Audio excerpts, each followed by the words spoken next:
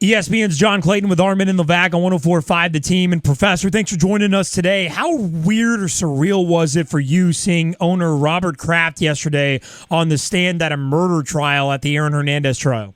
Yeah, it's funny because this morning I was actually listening to some of the trial, and the whole trial itself is bizarre because, first seeing Kraft on the stand and, understandably not knowing what was going on. I mean, he was kind of isolated from it, and I think the whole team didn't know. If they did know, they were kind of hiding their head in the sand. So from that standpoint, it was very different. I mean, just like today's testimony. I mean, they basically had on the stand the marijuana dealer who actually became such a good friend who was actually staying over at Aaron's house for a long period of time. So, yeah, it's just a very weird trial. I'm just looking forward to see what's going to be the outcome of it. He's going to be found guilty or innocent. I don't know. John, speaking of Kraft being on the stand, were you like us? Were you hoping somebody would run in and start asking Deflategate questions while he was under oath? Oh, yeah, I was hoping that, maybe there was a chance that, the investigator was going to be there and try to go in there. So it's like, yeah, you're hoping something like that was going to happen, but just to get that thing moving along. I mean, I think Aaron Hernandez's trial has gone on a little bit longer than Deflategate, but so far it seems like they're both going at a very long pace. What's the timetable on that, John? Do we know? No, we don't know. I mean, I think there's more than let's put it this way. We know it has to be before the draft which I don't think is going to happen if they're going to take away any draft choices. You might want to notify the team so that somebody doesn't go up to the podium and go, oh, guess what? They don't have this draft pick. So, yeah, you would have to think it's got to be in the next week or two. But, this thing has gone long, and we honestly don't even know if Tom Brady has been asked to testify yet. I mean, or has had his interview. You would have to think that has had to happen very quietly, but this thing has really gone quietly and much longer than I thought. I thought this was going to be done before the owners' meeting. ESPN's John Clayton with Armen Levack on 104.5 The Team. All right, Professor, we've heard 1, 2, maybe 3 teams could end up in L.A. Now, St. Louis, the taxpayer money not going to be contributed to keeping the Rams there. If you're a bet man, who's going to L.A.? What are our franchises going to be playing in L.A. in like 2016? Well, I think it's pretty safe to say that the Rams are going because the owner has all the money, and Stan Kroenke's had the desire to get this done. And even though he may be setting it up for 2 teams, I think that's the one team that you can count on. And I think he's going to have enough support of Bob Kraft and Jerry Jones. There's going to be enough owners trying to block it that there might be a problem, but I think that you can count on the Rams moving out. And then what you have to see is where San Diego is, because if San Diego is able to put up a decent offer to try to keep the Chargers, that fixes some of the problems that they have, because the one thing that cannot happen is that you have a stadium in Carson for both the Raiders and the Chargers. I mean, after all these years, more than 2 decades of no team in L.A., to have 3 teams in L.A., that just can't happen. So it's not ideal because you don't want to see the Rams move out of St. Louis. Realistically, you'd have to think that's going to happen, and then the better play would be for San Diego to try to keep the Chargers. What happens to Oakland and all this? I mean, the Raiders have no home after this season. Well, I mean, they do have a home. I mean, it's just that they're on a year-to-year lease, just like all these teams pretty much are. I mean, San Diego's been on a year-to-year lease for the last couple of years, so have the Raiders. So, I mean, at least they have a home. It's just one that they don't like. I mean, they need somebody to come in and fix it up or dump it, one of the two. I mean, they probably need one of those guys that can go in there and just make a quick deal, but it's just not going to happen. So they're kind of on the outside looking in, and they're more dependent on either the league helping them or some financial person helping them, because at the moment, they don't have a future home.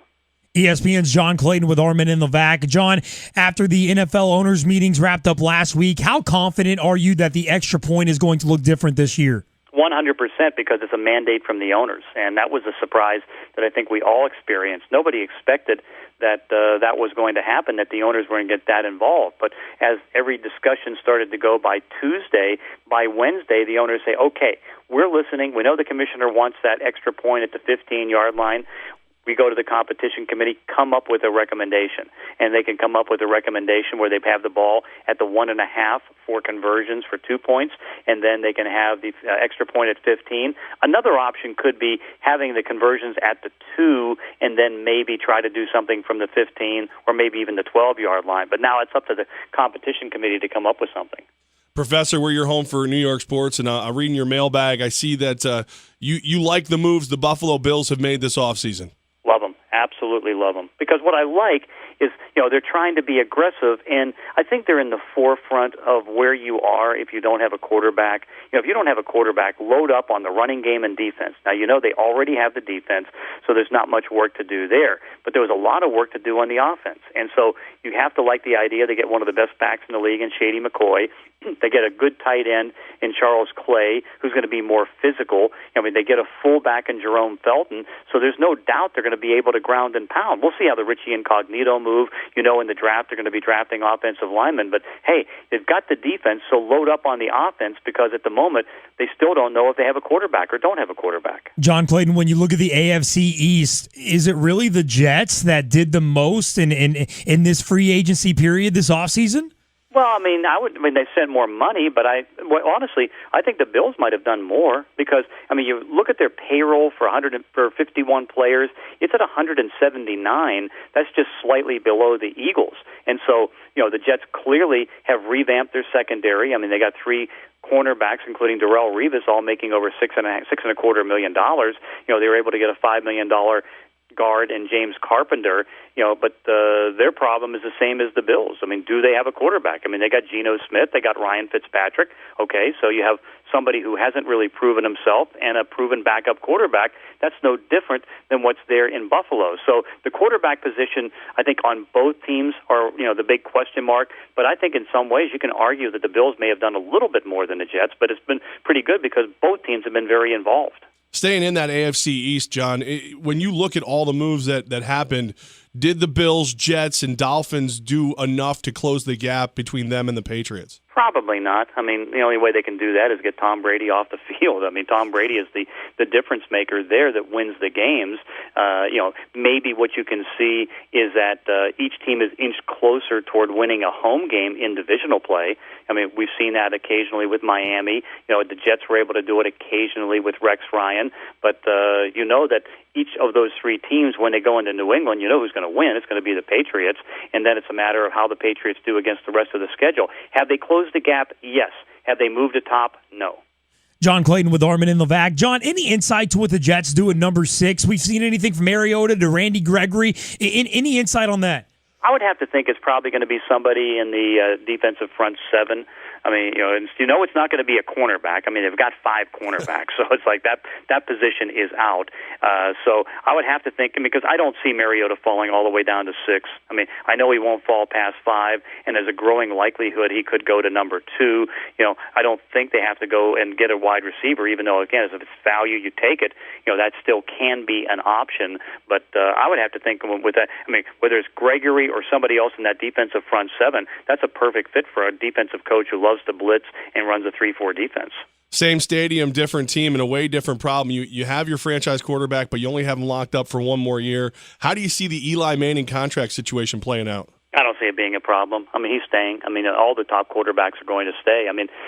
Eli's comfortable letting it play out. The team's comfortable in trying to let it play out because easily he can be franchised for 2 years. And if you franchise both he and Phillip Rivers for 2 years, it'll come out roughly the number of a long-term contract. So really, it's more just getting the cap in order, making sure that he's taken care of, because, Eli's going to play in New York until he retires, and I'm sure, we don't know if Phillip Rivers is going to play in San Diego because we don't know if the Chargers are going to be in San Diego, but I think he'll finish his career with the Charger uniform wherever it is. Armen Levack with John Clayton on 104.5 The Team. Okay, John, so Levack and myself are celebrating our 1-year anniversary, and on Friday we're throwing a party at Buffalo Wild Wings because we like parties. What is your preference in wings and sauce? What do you go with normally?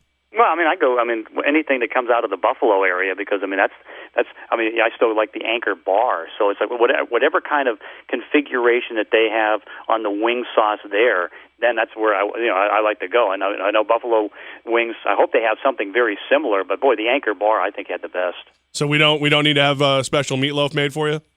No, that's. If you want to, that's fine. Anything for you, come on. Because if you get too many wings, then all of a sudden it's just too spicy. So, yeah, maybe have the meatloaf to balance it off. Yes, maybe we need some Tums to be sponsor of the show as well. Will help with the indigestion. John Clayton of ESPN. Enjoy your fine work all the time on SportsCenter and ESPN.com. John, thanks so much for your time today. And happy anniversary. Thank you very much. John.